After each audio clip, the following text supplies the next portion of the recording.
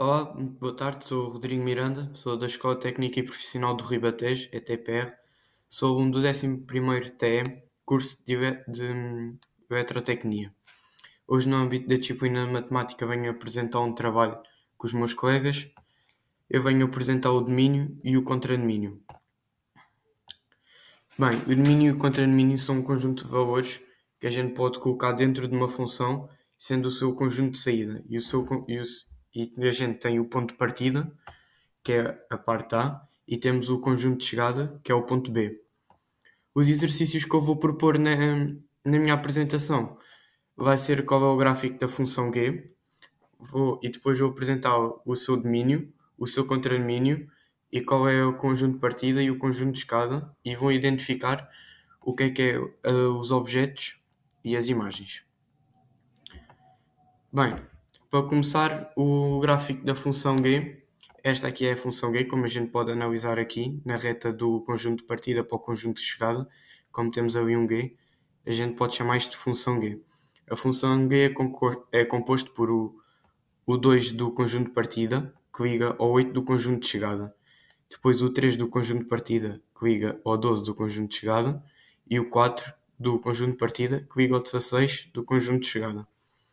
Qual é o domínio? O domínio é o conjunto de partida, todos os números que estão dentro do círculo do conjunto de partida, sendo assim esses o 2, o 3 e o 4.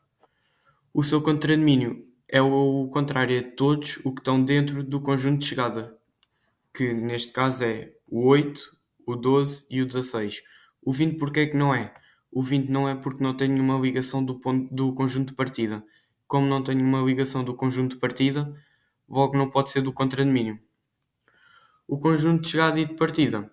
O conjunto de, o conjunto de chegada e o conjunto de partida são estes números aqui, como eu já tinha referido, o 2, o 3 e o 4, e o conjunto de chegada é o 8, o 12, o 16 e o 20. A diferença do conjunto de chegada para o contradomínio, como eu agora incluí o 20, porque o conjunto de chegada é todos os números que estão dentro deste círculo. E no contradomínio é só os números que têm ligação. Os, os objetos, que é o nome que a gente dá ao conjunto de partida, que tem o nome de objetos, e imagens é o nome que a gente dá aos que têm aos elementos que estão dentro do conjunto de chegada. Assim dou como terminado a minha apresentação, vou passar a palavra aos meus colegas. Muito boa tarde, me chamo Manuel Júnior, do curso de Eletrotecnia da Escola ETPR, Escola Técnica Profissional do Ribatejo. E hoje eu iria abordar o tema sobre matemática e funções.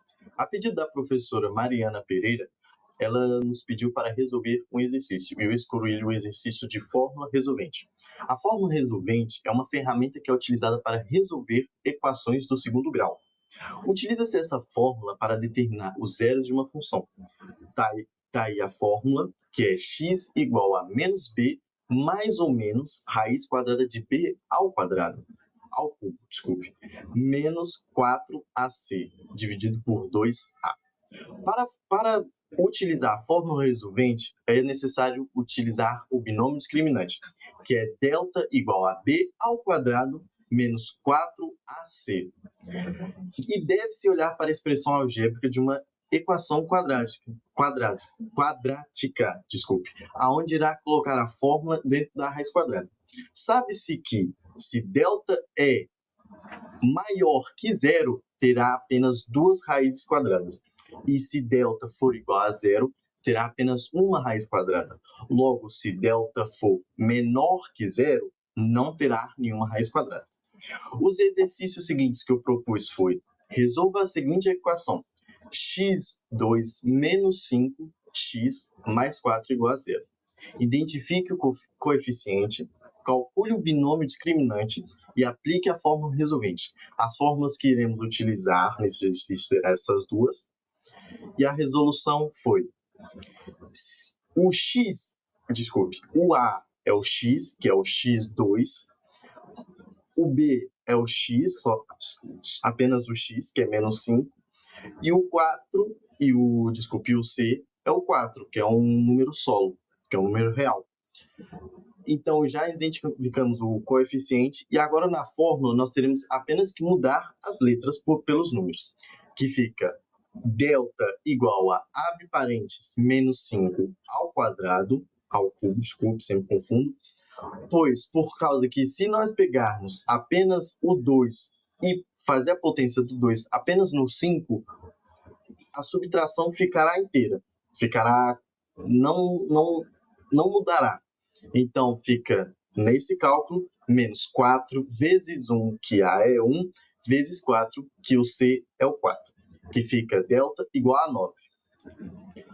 Para aplicar a fórmula resolvente, eu utilizei o delta, que fica x igual a menos, abre parênteses, menos 5, fecha parênteses, mais ou menos raiz quadrada de delta, dividido por 2 vezes 1, que o 1 é o A, que fica x igual a menos, abre parênteses, menos 5, mais ou menos raiz quadrada de 9, dividido por 2, que logo em seguida eu fiz o menos com menos que dá mais, que ficou x igual a 5 mais ou menos 3 dividido por 2.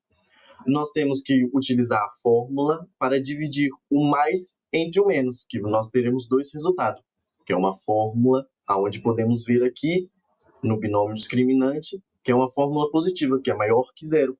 Logo, terá duas raízes quadradas. Então, ficará x igual a 5 mais 3 dividido por 2 e x igual a 5 menos 3 dividido por 2, que será os seguintes resultados: x igual a 4 ou x igual a 1. Essa foi a aula. Muito obrigado. Olá, me chamo Ronivaldo Neves, estudo na Escola Técnica Final de Batejo, do curso TE, Técnico Eletrotecnia. Hoje eu vou apresentar um trabalho sobre matemática em funções. O tópico que eu escolhi foi a função polinomial de grau cresce. A função polinomial de grau cresce é utilizada para modelar fenômenos com mudanças de concavidade, pontos críticos máximos e mínimos. O exercício 1.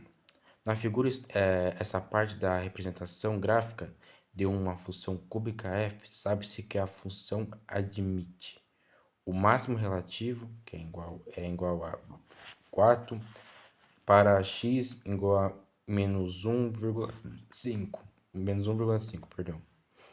O mínimo relativo igual a menos 5 para x igual a 1,5, positivo.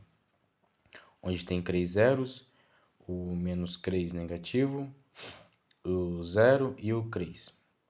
Estuda o sinal da função e indica os seus intervalos de monotonia.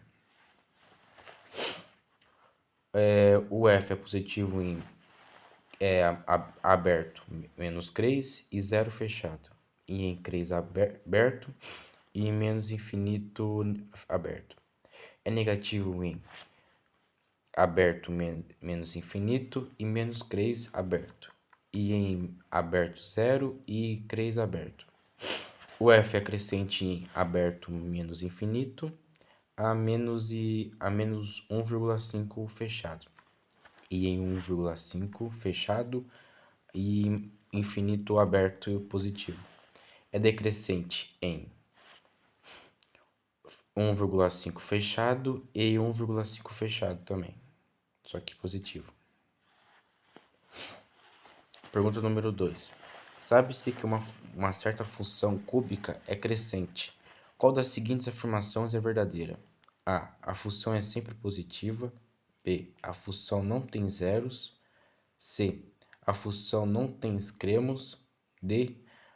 O coeficiente do termo de grau 4 é negativo. A é falso, a B é falso, a C é verdadeira e a D é falso. E assim concluo o trabalho. Obrigado pela atenção.